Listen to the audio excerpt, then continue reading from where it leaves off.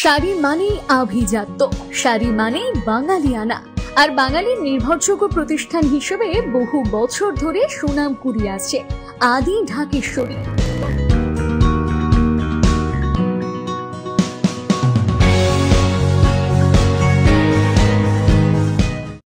লালবাগ ও বেলডাঙ্গায় শুভেন্দু অধিকারীর পুজো উদ্বোধনের ধুম। এদিন শুভেন্দু অধিকারী লালবাগের বুধাসপাড়া ফ্রেন্ডস একাদশ ক্লাবের পুজো উদ্বোধন করলেন। এরপর বিকেল ৩:৩০ নাগাদ তিনি কুর্মিটলা অগ্রদূত সংঘের দুর্গোৎসবের উদ্বোধন করেন। পরে তিনি নাকুরতলা ব্যবসায়ী সমিতির গুজরাটের স্বামী নারায়ণ আশ্রম থিমের পুজো মণ্ডপের উদ্বোধন করেন। উদ্বোধনী মঞ্চে উপস্থিত ছিলেন মুর্শিদাবাদ সাংগঠনিক জেলা বিজেপি সভাপতি সোমেন মণ্ডল, বিধায়ক গৌরীশঙ্কর ঘোষ এবং ক্লাব কমিটির সদস্যরা।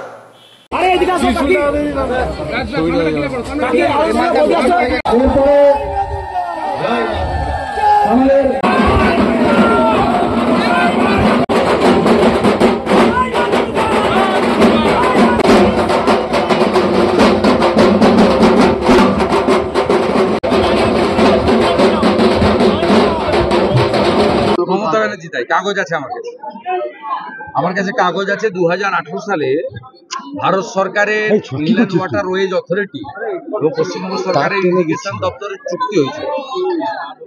21 কিলোমিটার এলাকা বৈষ্ণবনগর থেকে ফরাক্কা পর্যন্ত 21 কিলোমিটার এলাকায় এনটিপিসি করবে, ফরাক্কা ব্যারেজ করবে, তারা তাদের কাজ করে দিয়েছে।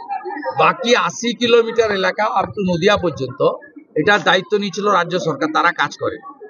রাজ্য সরকারের কাজ আমি আপনাকে বলে দিলাম, মদের দোকান খোলা, 20,000 নতুন মদের দোকান মমতা খুলেছে।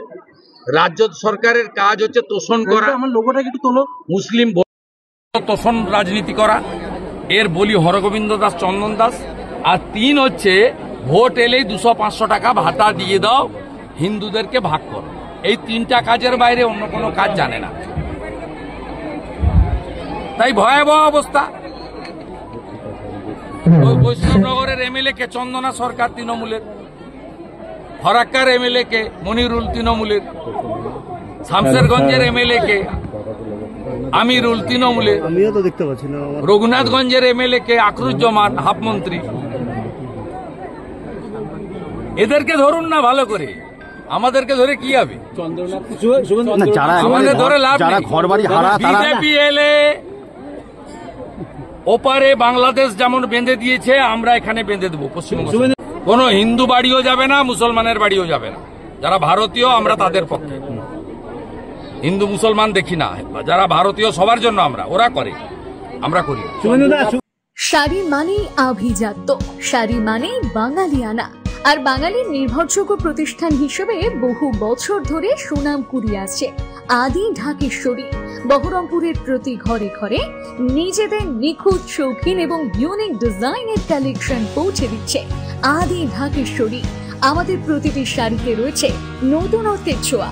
বাঙালি নারীদের পছন্দের বিভিন্ন ঐতিহ্যপূর্ণ শাড়ি থেকে শুরু করে সারা ভারতের বিশেষ বিশেষ অঞ্চলে বিখ্যাত শাড়ি, সব রকম কালেকশন পাবেন আমাদের এই শোরুমে। তাই নতুন নতুন রূপে নিজেকে এবং নিজের প্রিয়জনদের সাজিয়ে তুলতে আজই আসুন আমাদের বহরমপুরের শোরুমে।